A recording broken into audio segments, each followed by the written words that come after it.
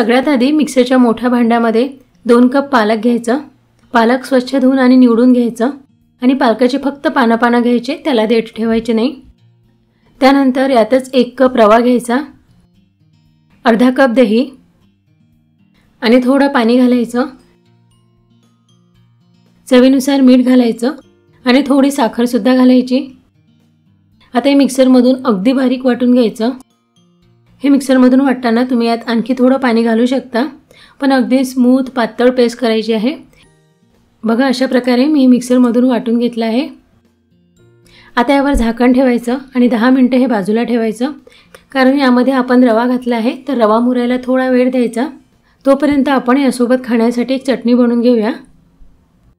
त्यासाठी इथे मी पाव वाटी फुटाणे घेतले आहे। फुटाण्याऐवजी डाळवा सुद्धा घेऊ शकता आणि अर्धी वाटी शेंगदाणे घेतले आहे। शेंगदाणे भाजून त्याची साल काढून घेतली। त्यानंतर 5 ते 6 लसणाच्या पाकळ्या आणि थोडंसं अद्रक घ्यायचं। 2 हिरव्या मिरच्या कट करून घ्यायच्या। त्यानंतर अर्धा चमचा जिरं, चवीनुसार मीठ आणि अर्धा लिंबू असे पिळून घालायचं। यामुळे चटणीला आंबट टेस्ट छान येते। लिंबू नसेल तर 1 चमचा दही घालू शकता आणि त्यात थोडं पाणी घालून हे मिक्सरमधून अगदी बारीक वाटून घ्यायचं। बघा अशा प्रकारे मी अगदी बारीक वाटून घेतलं आहे।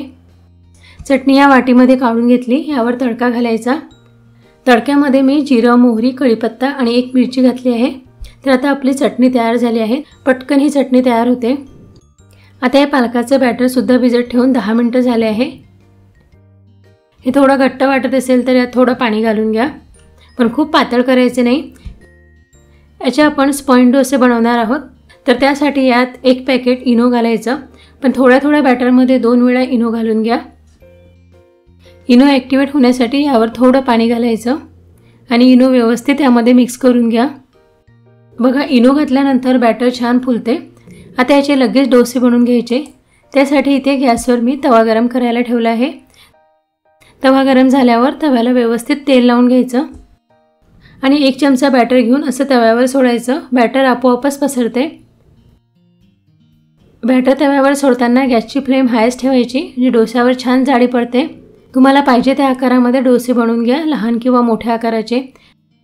पूर्ण डोसा व्यवस्थित भाजला गेला आहे, छान जाळी पडली आहे। वरच्या बाजूने सुकला की डोसा काढून घ्यायचा। आणखी एक डोसा बनवून दाखवते। पटकन हे डोसे तयार होतात, लवकर भाजल्या जातात, खूप सोपे आहे। याच प्रकारे सगळे डोसे बनवून घ्यायचे। हे डोसे बघा खूप सुंदर दिसतात, अगदी मऊ लुसलुसीत होतात। डोसे शेंगदाण्याच्या किंवा खोबऱ्याच्या चटणीसोबत खूप छान लागतात। दह्यासोबतही खाऊ शकता।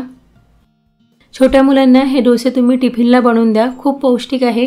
किंवा सकाळी नाश्त्यासाठी बनवा किंवा एखाद्या दिवशी रात्री जेवणासाठी सुद्धा बनवू शकता।